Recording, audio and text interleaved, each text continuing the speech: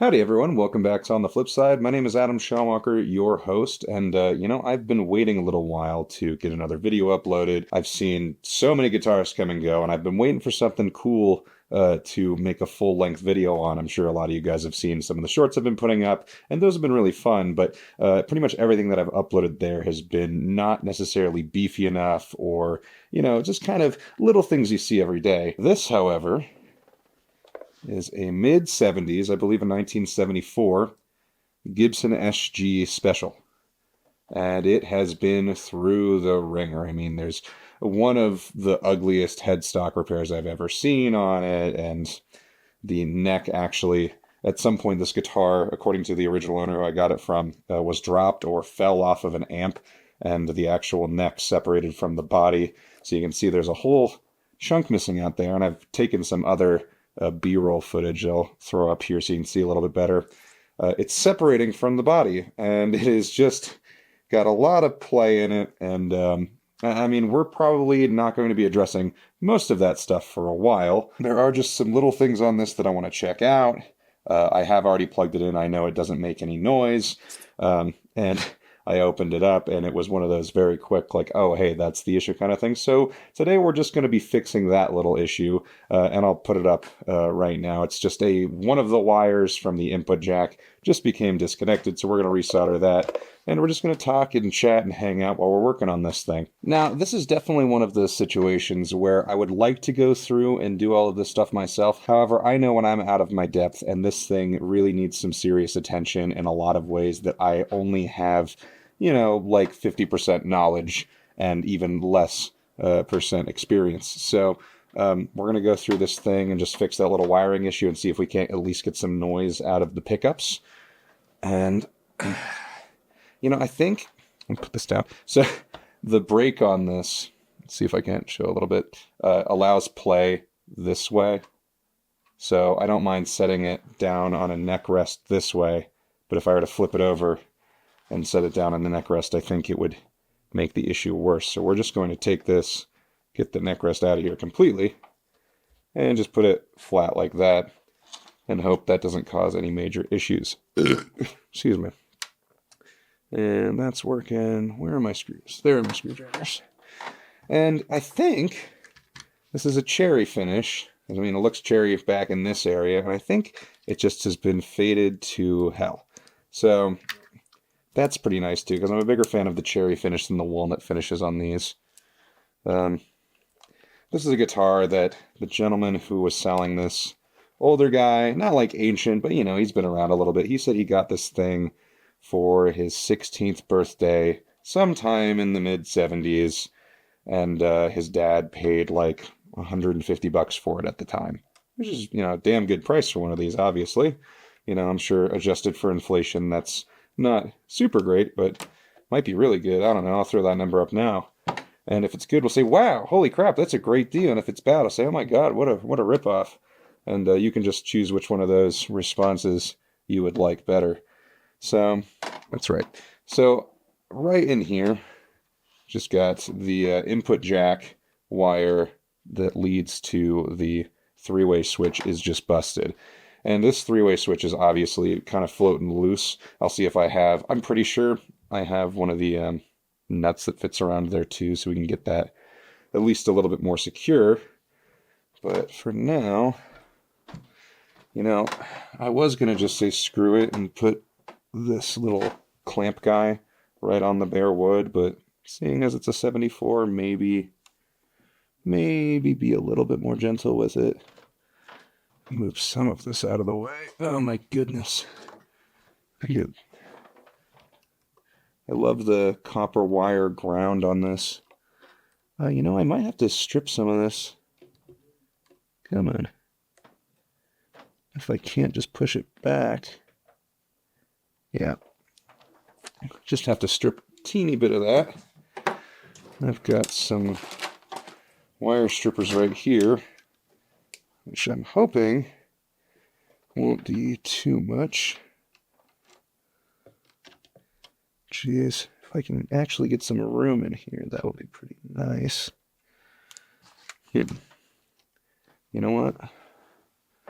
I'm just going to do it the way that I normally do it, because I think this way is less annoying. And if I mess it up right now, you heard it here first, I'm an idiot. Yeah, I mean, you might have already known that, though. There we go.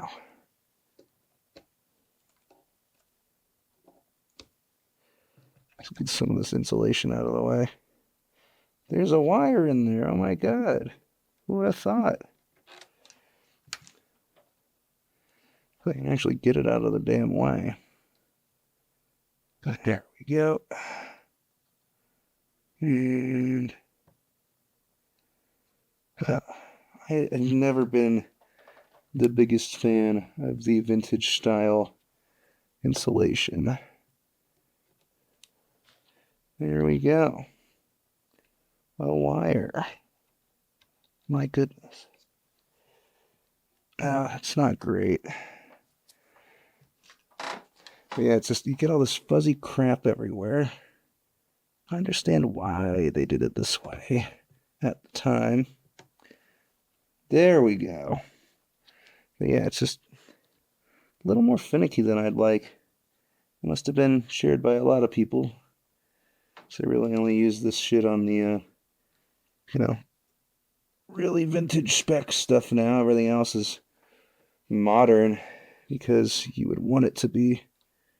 That's my hot take, because the vintage spec is usually worse. Like, if they had just stuck with keeping a volute on these things, way less headstock breaks. Some dinghole in the 1960s or 70s was like, no, the volute's a bad design because it's not really Gibson.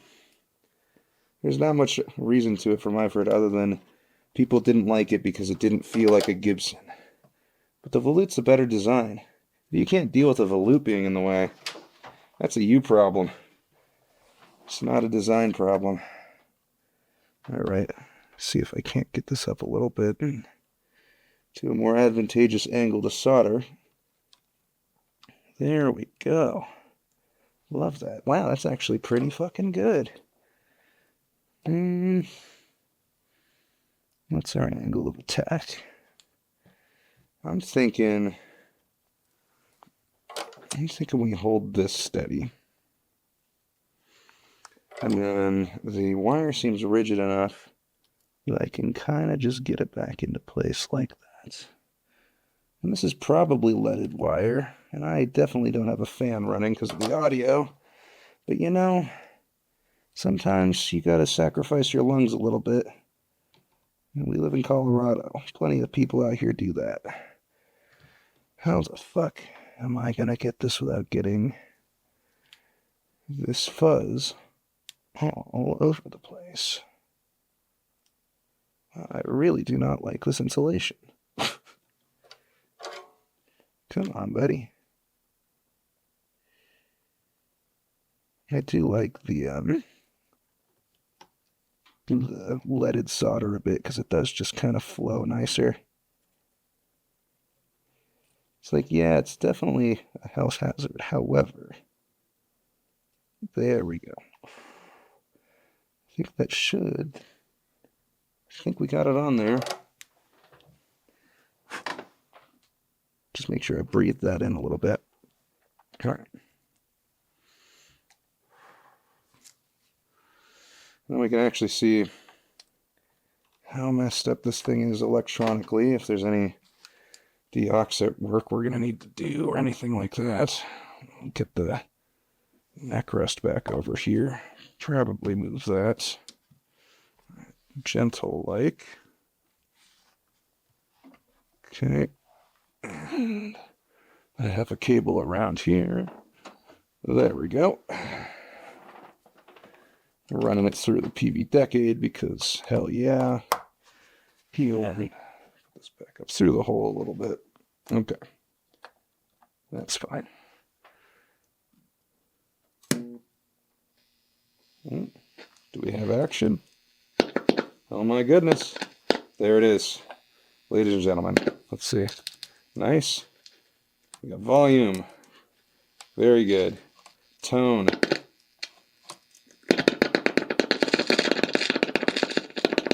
sort of.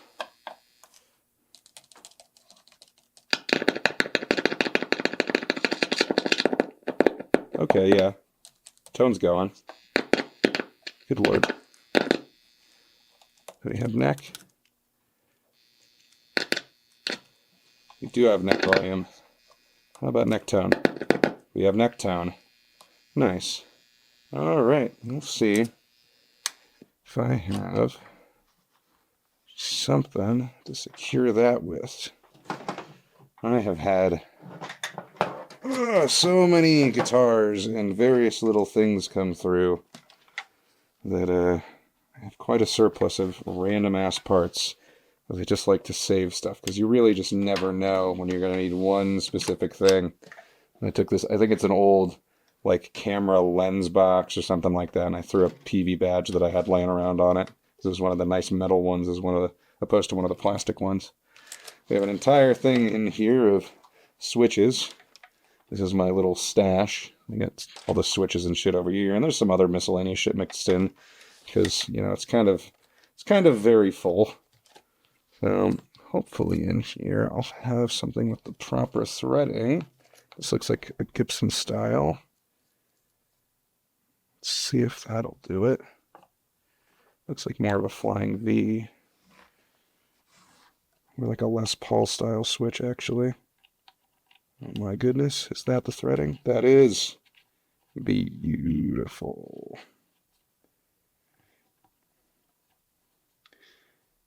Very nice. Okay. And just to double check that that didn't mess with anything, let's check the wiring one more time. We'll keep that switch for later, because who knows. Really stoked how easy that was to find. I was really worried that that was going to be some weird, hyper-specific size, because they did stuff weird in the 70s. Okay.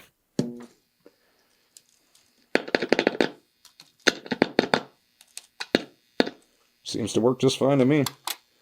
Also, might have been a older switch as well. Some kind of grounding is off. I mean, that's probably just because there's no strings on it. But, yeah, God, this thing really seems to have been through the ringer. Like, it's funny, this guy, he lost the bridge, which is a shame, because those harmonica-style bridges are hard to find, but I just noticed this is on upside down entirely. I'm willing to bet he probably put it on like that. So he didn't lose it. And I can get, there we go. Free that, and now I have the bridge piece and just a ton of dust. It really makes me wonder how long this has been just sitting, probably in a corner somewhere, or out of a closet or something. But no, I'm really excited to get more into this thing. I think I have a few ideas for what to do with this thing as far as repair. I've got a few buddies who work and do guitar repair a little bit more intensively than I do. Might reach out to one of them, or I've been recommended to a lot of really great shops in the Denver area. So I might check out one of those. But yeah, this is one of these situations where just right place, right time, and the guy really just wanted it to go and get fixed up. And I know a lot of people would see this and probably just part it out. And, you know, it crossed my mind, like, I could probably make my money back and then some on it. But it really is just a great guitar, and I think I'm probably going to keep it. So I'm pretty stoked on this thing. Initially, I was thinking, you know, I could maybe pick this thing up and flip it or something. But, you know, this 70s era, especially like the special and deluxes and stuff, I just am really a big fan of. So I think I'm going to try and find someone locally who, you know, a little bit more confident in than just like my own hands, because I can do little repairs here and there, but this is just way above my pay grade. And we'll see if I can't get this thing back to like a really decent player shape. I'm wondering how the chunk of mahogany is going to be filled in. But yeah, no, this thing, it's just got a ton of that mojo that I really dig, and I think it's that cherry finish as opposed to the mahogany. So it'll be nice to get this thing back to proper playing order. And I'm wondering, I think I still have the contact info of the guy that I got this from. I might see if he wants to have a look at it after it gets all fixed up, because this was his first guitar. And maybe we can get something set up there. I mean, whoever's going to be working on this thing and getting it back into, 100% ship shape is going to have their work cut out for them for sure. I'll definitely do a second part to this series, just to kind of update everyone onto the condition of this SG. I don't know how long that's going to take, but I have a feeling it might be a couple of months because this thing is it's really going through it. I mean, the finish on it, like, it's got like the kind of cool finish stuff that you would want to see for this age, but there's going to be just some real interesting corners and cuts that you're going to have to figure out with this thing. I don't even know how they're going to get this headstock damage fixed. Like, on the back, it's horrible. And on the front, this is a pretty much an unmitigated disaster, worst case scenario for one of your guitars, for one of your vintage Gibsons without just rolling over it with a literal steamroller Gibson. But we'll see. I've got another bridge laying around that's not the harmonica style bridge, but something that will work. If I can eventually find a harmonica bridge to make it match and get it all original, I'll do that. Gotta get another tuning machine on there, and depending on how difficult finding one of those is, I might just get a vintage spec, a nice set of Clousons or something. We'll see. If I keep it, I'll probably be a little bit more liberal about the keeping things vintage spec or not. I think vintage spec for the most part is, some people it needs to be all matchy-matchy, but for me, if it's a keeper, I'll be the only one who really knows looking up close, with the exception of people who are like really, really digging into it. But like, even those people are just going to be stoked to see this thing back in action. So thank you guys so much for watching and checking in on this, and I will get more updates with this thing out to you guys as soon as I can. Really, it's just going to depend on how quickly I can find someone to really dig into this thing. Thank you guys all so much for watching. Check out my links to my Reverb, my Instagram, and my Depop. The links to all of those are in the description below. I am an official business owner now, and my Reverb store is that's my livelihood. So if you guys see anything up in there, I've worked on it, and I'd love to get you guys set up with some music equipment. So by all means, check that out. And thank you all so much for watching again. We'll see you on the flip side.